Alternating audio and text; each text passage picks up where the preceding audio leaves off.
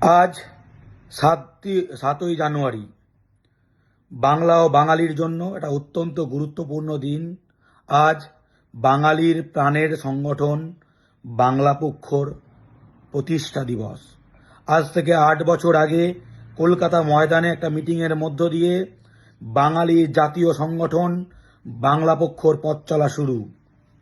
যে ঐতিহাসিক প্রেক্ষাপটে বাংলা পক্ষর জন্ম, স্বাধীনতার পর থেকে এবং তার আগে থেকেই বঞ্চিত বাংলা বাঙালি উপেক্ষিত, লাঞ্ছিত, অবিচারের শিকার, বঞ্চনার শিকার।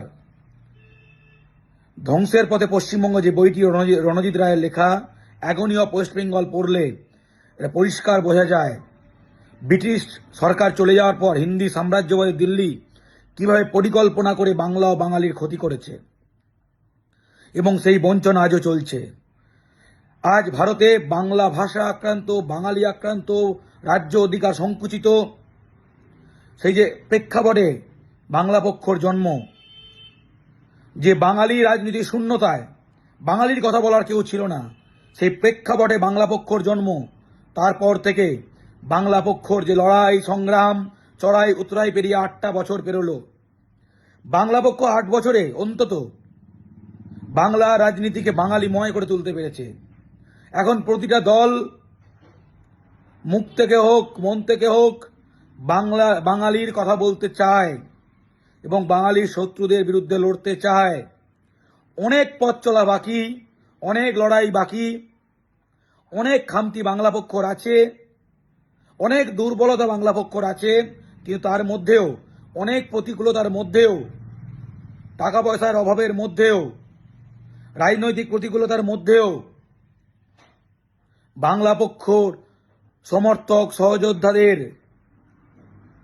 পরিশ্রমে বাংলা পক্ষ এগিয়ে চলেছে, বাঙালির লড়াই এগিয়ে চলেছে।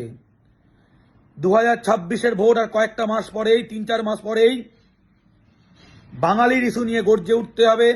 বাঙালির ইস্যু, বাঙালির দাবি দাওয়াগুলো, বাংলা ভাষার দাবি দাওয়াগুলোই ভোটের ইস্যু হতে হবে। সেই উপলক্ষে 11ই জানুয়ারি ধর্মতলায় মহাসমাবেশের ডাক দিয়েছে বাংলা পক্ষ। আজ এই পুণ্য দিনে 7ই জানুয়ারি বাংলা পক্ষ 9তম প্রতিষ্ঠা দিবসে বাংলা পক্ষর সাংগঠনিক সম্পাদক হিসাবে প্রতিটা বাঙালিকে ধন্যবাদ এবং শুভেচ্ছা জানাই, যারা বাংলা পক্ষর পাশে আছেন। যারা পাশে নেই, আশা করি আগামী দিনে তারা পাশে থাকবেন। অনেকে যারা বিরোধিতা করছেন, আস্তে আস্তে অনেকে সমর্থক হয়েছেন, আগামীতে তারাও বাকিরাও সমর্থক হবেন। দলমত ধর্মের ঊর্ধ্বে উঠে আমরা আক্রান্ত বাঙালি হিসাবে বাঙালিরা আমরা ঐক্যবদ্ধ হয়ে লড়াই সংগ্রাম করব, বাঙালির জন্য লড়ব, আমাদের চাকরি অধিকার জন্য লড়ব, কাজের অধিকারের জন্য লড়ব, ব্যবসার অধিকারের জন্য লড়ব, টেন্ডারের জন্য লড়ব, রাজনীতি এবং অর্থনীতিতে বাঙালি দাপটের জন্য লড়ব।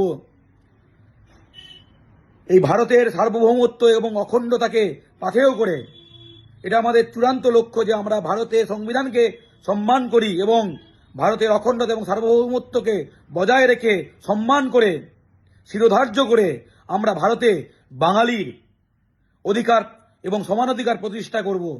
হিন্দি সাম্রাজ্যবাদের বিরুদ্ধে লড়াই আমরা জিতব। বাংলা থেকে এবং ভারত থেকে আমরা হিন্দি সাম্রাজ্যবাদকে উৎখাত করব। বাঙালির বিজয় রথ এগোবে আপনাদের ভালোবাসায়। আগামী 11ই জানুয়ারি ধর্মতলায় বাংলা পক্ষর মহাসমাবেশে যোগ দিন, বাঙালির মহাসমাবেশে যোগ দিন, ধর্মতলা রানী রাসমণি রোডে আগামী রবিবার। আবারও সকলকে শুভেচ্ছা, ধন্যবাদ। বাংলা পক্ষর পাশে থাকুন। এই সংগঠন আপনার কথা বলে, আপনার ছেলেমেয়ের কথা বলে, বাঙালি জাতির কথা বলে। ভোটে নেই, 365 দিন বাঙালি লড়াইয়ে আছে, আপনার পাশে আছে। জয় বাংলা।